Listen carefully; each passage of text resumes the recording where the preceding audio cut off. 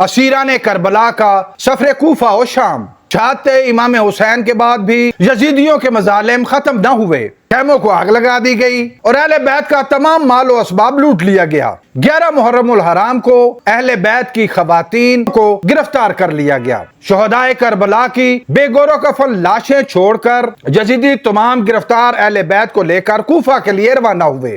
12 محرم الحرام کو قافلہ کوفہ پہنچتا ہے۔ قیدیوں کو عبید اللہ بن زیاد کے دربار میں پیش کیا جاتا ہے۔ حضرت زینب سلام اللہ علیہا ایک جرأت مندانہ اور تاریخی خطاب فرماتی ہیں۔ اسیران کربلا کو 2 دن تک کوفہ میں رکھا جاتا ہے۔ 13 محرم الحرام کو قبیلہ اسد کے لوگ شہدائے اہل بیت کے لاشوں کو دفن کرتے ہیں۔ اسیران کربلا کا قافلہ شام کے لیے روانہ ہوتا ہے۔ شہدائے کربلا کے سر بھی نیزوں پر موجود ہے۔ 1200 کلومیٹر کا لمبا راستہ اختیار کیا گیا۔ یہ قافلہ 18 دنوں بعد یکم صفر کو دمشق پہنچتا ہے۔ قافلے کو تمام شہر میں گھمانے کے بعد یزید کے دربار میں پیش کیا جاتا ہے۔ یزید فتح کے خمار میں گرفتار تھا۔ حضرت زینب سلام اللہ علیہا نے ایک دل خراش خطاب فرمایا۔ لوگوں کو اصل مظالم کا علم ہوا۔